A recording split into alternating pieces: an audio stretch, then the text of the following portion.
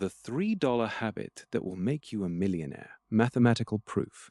Most people believe you need a high-paying job or a stroke of luck to become a millionaire. The math, however, tells a completely different story involving nothing more than $3 a day. If you save $3 every single day, you are setting aside $90 a month. That sounds like pocket change. It sounds like a cup of coffee and a pastry. But if you take that $3 and invest it in the S&P 500, which has historically returned an average of about 10% annually, the trajectory changes entirely. Let's look at the raw numbers. If you save $3 a day and earn a 10% return, after 1 year, you have roughly $1,100. That isn't impressive, but patience is the engine of compound interest. By year 10, you have over $18,000. By year 20, you are looking at nearly $68,000. Most people quit here. They look at the $68,000 and think it was not worth the effort. They see the inflation-adjusted value and feel discouraged. But this is where the exponential curve breaks away from reality. By year 30, that $3 a day has grown to $200,000. By year 40, you hit $570,000. And if you hold that habit for 50 years, you surpass $1.6 million. You become a millionaire not through high-risk gambling, but through the brutal, boring efficiency of math. Albert Einstein allegedly called compound interest the eighth wonder of the world. He understood that while human beings think linearly, money grows exponentially. Linear thinking is the trap that keeps people broke. We think, if I save $3 today, I get $3 back. That is linear. But if you think in terms of time horizons, you realize that your $3 is not just a unit of currency, it is a seed, and seeds, under the right conditions, turn into forests. Let's talk about the psychological barrier. Why is a $3 habit so difficult to maintain? It is because of the gap between the action and the reward. When you skip a luxury item to save that money, you feel the sacrifice immediately. You feel the lack of the coffee. You feel the lack of the snack, but the reward, the $1 million, is decades away. Your brain is wired to prioritize immediate survival over long-term optimization. To overcome this, you must gamify the boredom. Treat your investment account like a high-score screen in a video game. Every $3 deposit is a point. Every month of consistency is a level up. There is a specific phenomenon called the latte factor, popularized by David Buck. It suggests that small daily expenses are the silent killers of wealth.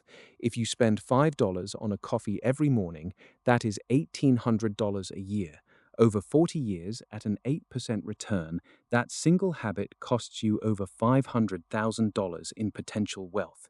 You aren't just buying coffee, you are buying a $500,000 opportunity cost. Now, consider the variables. What if you increase the amount? What if you start with $3 but increase your contribution by just 1% every year? The math shifts dramatically. What if you find an asset that outperforms the S&P 500? The curve steepens, but the core principle remains the same. The secret isn't the amount, the secret is the start date. Time is the most important variable in the equation. A dollar invested at age 20 is worth significantly more than a dollar invested at age 40. This is because of the time remaining for that interest to compound. If you start at 20, your money has 50 years to double. If you start at 40, you only have 30 years. That 20-year difference represents hundreds of thousands of dollars in the final tally. This is why starting is more important than optimizing. Many people get stuck in analysis paralysis. They research index funds, they read books on asset allocation, they wait for the perfect market entry point. While they wait, the clock is ticking. The market does not care if you have the perfect strategy. It only cares about the duration of your investment. Look at the history of the S&P 500. Since its inception in 1957, the market has crashed, corrected, and stagnated multiple times. We have seen the 1970s stagflation, the 1987 Black Monday crash, the 2000 dot-com bubble, and the 2008 financial crisis.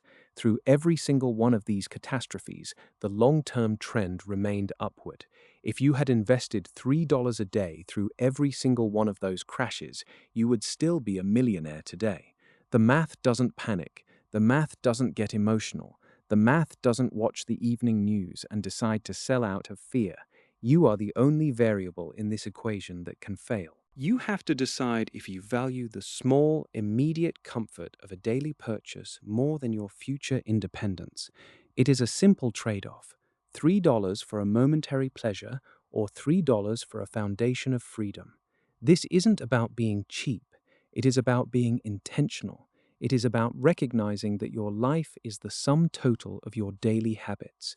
If your habits are designed for consumption, you will be a consumer for life. If your habits are designed for production and accumulation, you will eventually own the systems that the consumers are paying into.